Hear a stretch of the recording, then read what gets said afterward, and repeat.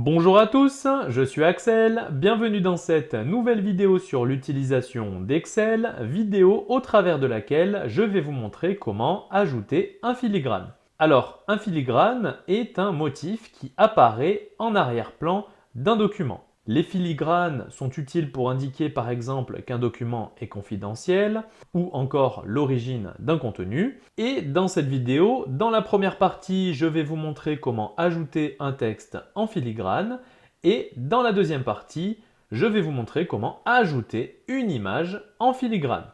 Mais tout d'abord, si vous souhaitez recevoir ce fichier sur Excel avec d'autres exercices, avec sujets corrigés plus vidéos de formation correspondantes, il y a un lien dans la description, vous n'avez qu'à cliquer, saisir votre email et vous recevrez tout ce contenu gratuitement par email. Et pour ceux qui veulent aller plus loin, il y a des formations complètes pour apprendre Excel. C'est parti, donc on commence par l'ajout d'un texte en filigrane. Première étape, il faut basculer en mode d'affichage mise en page. Mode qui permet de visualiser en direct le rendu à l'impression. Pour basculer dans ce mode, soit il faut se rendre dans l'onglet Affichage, puis choisir le mode d'affichage mise en page, ou alors directement en cliquant sur la seconde icône en bas à droite, c'est-à-dire l'icône Page. Une fois cette opération effectuée, on va pouvoir insérer le texte.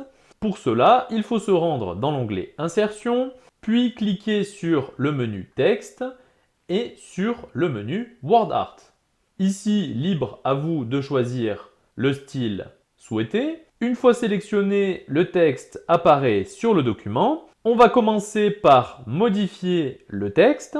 Par exemple, on va mettre le texte confidentiel. Maintenant, on va ajuster la taille du texte. Donc, il faut commencer par sélectionner tout le texte. Pour cela, il vous suffit de positionner le curseur sur la zone de texte, puis d'utiliser le raccourci CTRL-A. Une fois le texte sélectionné, il faut se rendre dans l'onglet Accueil et ici, vous pouvez ajuster la taille. Ici, on va mettre une taille de 96 par exemple. Et maintenant, on va ajuster l'orientation du texte. Pour cela, deux options possibles. Soit ajuster manuellement l'orientation avec la flèche en cercle, comme ceci. Soit en cliquant sur l'onglet Format de la forme, puis dans le groupe Organiser, en cliquant sur le menu Rotation. Ici, plusieurs options par défaut vous sont proposées. Et vous pouvez définir manuellement l'orientation en cliquant sur Autre option de rotation. Une nouvelle fenêtre s'ouvre alors et dans cette fenêtre, dans la zone Taille, sur la ligne Rotation, vous pouvez ajuster la rotation au degré près. Par exemple, si je saisis 45 degrés et que je valide par entrée, mon texte s'oriente de haut en bas et si je mets moins 45 degrés, il s'oriente de bas en haut. Donc ici, je vais ajuster l'orientation manuellement de manière à ce que mon filigrane apparaisse sur mon tableau. Donc OK pour le texte saisi, la taille, le positionnement et l'orientation du texte. Maintenant, je vais me pencher sur le style du texte. Pour modifier le style du texte, il faut commencer par sélectionner le Word Art, puis se rendre dans l'onglet Format de la forme et cliquer sur le bouton en bas à droite du groupe Style Word Art pour ouvrir la fenêtre avec toutes les options de ce groupe. Et dans la fenêtre, on va se rendre dans l'onglet Remplissage et contour de texte. Et dans la zone remplissage du texte, on va pouvoir ajuster la couleur, mais surtout ajuster la transparence, de manière à faire passer le texte en arrière-plan et ainsi rendre visibles les données du tableau. Alors ici, je vous recommande d'utiliser une transparence supérieure ou égale à 50% en fonction de la couleur du texte et du rendu souhaité. Donc, OK pour le remplissage du texte. Maintenant, on va basculer sur la zone contour du texte. Ici, je vous recommande d'utiliser soit aucun contour, en cochant la case aucun trait, soit comme pour le remplissage du texte, d'ajuster la couleur et la transparence. Dans l'exemple, on va conserver la couleur par défaut. Par contre, on va ajuster la transparence. Et comme le contour est d'une couleur plus foncée que le texte, on va appliquer une transparence légèrement supérieure. 60% dans l'exemple. Donc c'est OK. Maintenant, on peut visualiser le résultat dans l'aperçu avant impression. Pour cela, vous pouvez utiliser le raccourci CTRL-P. Et ici, on voit bien apparaître le tableau avec, en arrière-plan, le texte confidentiel. Et ce texte n'empêche pas la lecture des données. Alors, une petite remarque concernant l'utilisation d'un WordArt comme filigrane. Dans le cas où vous souhaitez insérer un texte en filigrane sur plusieurs pages ou plusieurs feuilles, il faudra dans ce cas placer le WordArt manuellement sur chaque page et sur chaque feuille. Donc la manipulation peut être longue si vous avez plusieurs feuilles qui s'étendent en plus sur plusieurs pages en largeur et ou en hauteur. Par exemple, ici, si je souhaite copier mon filigrane sur la feuille suivante, il faut pour cela sélectionner l'objet WordArt, puis effectuer un CTRL-C pour le copier, et il faut ensuite le coller sur les emplacements souhaités en utilisant le raccourci CTRL-V. Donc, comme pour la feuille client, il faut bien basculer en mode d'affichage mise en page pour visualiser plus facilement le rendu à l'impression. Et ici, sur toutes les pages, il faudra alors copier-coller manuellement le WordArt et le repositionner en fonction du document. Par exemple, ici, il faudrait agrandir le texte.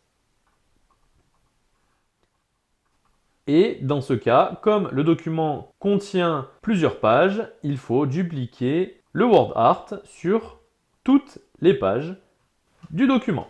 Maintenant, je vais vous montrer comment ajouter une image en filigrane. Première étape, comme pour l'ajout du texte en filigrane, il faut basculer en mode d'affichage mise en page. Une fois cette opération effectuée, on va cette fois-ci non pas ajouter l'image directement dans le contenu de la feuille, mais on va l'ajouter cette fois-ci dans l'entête ou le pied de page. Donc, on commence par sélectionner une des zones d'entête ou de pied de page. Dans l'exemple, le tableau est situé en haut du document. Je vais donc insérer mon image dans l'entête. Et je vous recommande d'ailleurs de cliquer sur la zone du milieu, notamment si dans les options d'impression, vous avez coché la case alignement horizontal pour l'impression du document. Une fois la zone d'entête ou de pied de page sélectionnée, il faut se rendre dans l'onglet Entête et pied de page et dans le groupe éléments entête et pied de page, il faut cliquer sur le bouton Image. Et ici, vous allez pouvoir insérer une image à partir d'un fichier. Donc on va cliquer sur Parcourir et ici, je vais sélectionner l'image que je souhaite ajouter en filigrane. Donc je la sélectionne et je clique sur Insérer. Et pour visualiser le résultat, il suffit de cliquer en dehors de la zone sur laquelle on a ajouté l'image. Alors attention, pour que l'image soit visible, il faut que les cellules n'aient aucune couleur de remplissage. Par exemple, ici, les données n'ont aucune couleur de remplissage et donc je vois bien apparaître en fond l'image que j'ai ajoutée dans l'entête de la feuille. Par contre, les entêtes du tableau ont une couleur de remplissage et donc cela masque l'image en arrière-plan. Autre point, ici l'image ajoutée n'apparaît pas au centre de la feuille. Dans l'idéal, j'aimerais qu'elle apparaisse au milieu des données du tableau. Pour cela, je vais sélectionner une autre image. Donc je clique sur la zone sur laquelle j'ai ajouté l'image dans l'entête. Puis dans l'onglet Entête et pied de page, je clique à nouveau sur le bouton Image. Excel me propose alors de remplacer l'image existante. Je clique donc sur Remplacer. Et ici, j'ai une seconde image. Et dans cette image, j'ai décalé l'image vers le bas en laissant un vide sur le haut, de manière à ajuster manuellement le positionnement de l'image sur ma feuille. Donc je sélectionne cette nouvelle image, je l'insère et cette fois-ci, l'image se positionne un peu plus bas sur la feuille Excel. Je vais maintenant pouvoir modifier l'image. Pour cela, je clique à nouveau sur la zone qui contient l'image et cette fois-ci, je vais cliquer sur le bouton mise en forme de l'image. Et dans la nouvelle fenêtre qui s'ouvre, je vais pouvoir paramétrer le format de l'image, notamment ses dimensions. Alors ici, dans la zone échelle, il faut bien veiller à laisser cocher les cases « Conserver le rapport hauteur-largeur et proportionnel à l'image d'origine ». Et je vais simplement ajuster l'échelle pour la basculer à 160% par exemple. Et dans l'onglet « Images », dans la zone « Contrôle de l'image », je vais modifier la couleur et choisir l'option « Filigrane ». Et je valide en cliquant sur « OK ». Et ici, on constate que l'image s'est agrandie et avec l'option couleur filigrane, elle apparaît en arrière-plan mais n'empêche pas la lecture des données du tableau.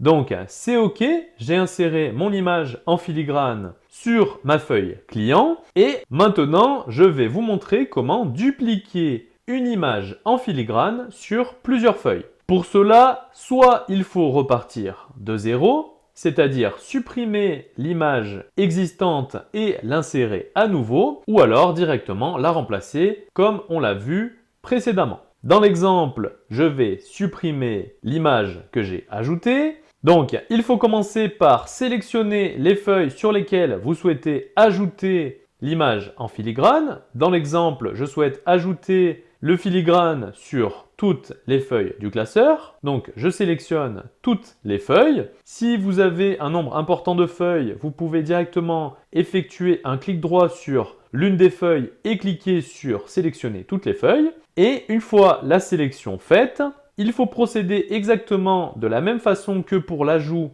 d'une image en filigrane sur une seule feuille, c'est-à-dire qu'il faut commencer par cliquer sur la zone d'en-tête ou de pied de page souhaitée, puis se rendre dans l'onglet en-tête et pied de page et cliquer sur le bouton image. Et comme tout à l'heure, on choisit le fichier à insérer, c'est-à-dire l'image qu'on souhaite utiliser comme filigrane. On clique sur insérer et ici je vais directement effectuer les modifications sur l'image en cliquant sur le bouton mise en forme de l'image. Je vais définir une dimension avec une échelle à 160%, puis dans l'onglet Images, dans la zone Contrôle de l'image, je vais choisir la couleur filigrane. Et je valide en cliquant sur OK. Et pour terminer l'opération, il suffit de cliquer en dehors de la zone d'en-tête ou de pied de page. Et si je me rends sur les autres feuilles du classeur, je vois bien apparaître mon image en filigrane. Et d'ailleurs, pour la feuille détail commande qui contient plusieurs pages, le filigrane a été ajouté sur toutes les pages de cette feuille. Et une fois l'image ajoutée dans l'en-tête ou le pied de page, vous pouvez ajuster sa taille sur toutes les pages sans devoir la supprimer et l'insérer à nouveau. Par exemple, si je souhaite diminuer la taille de l'image, sur toutes les feuilles du classeur, il me suffit de sélectionner toutes les feuilles de mon classeur. Évidemment, il faut que les feuilles aient déjà l'image qui soit insérée dans la même zone de l'en-tête ou du pied de page.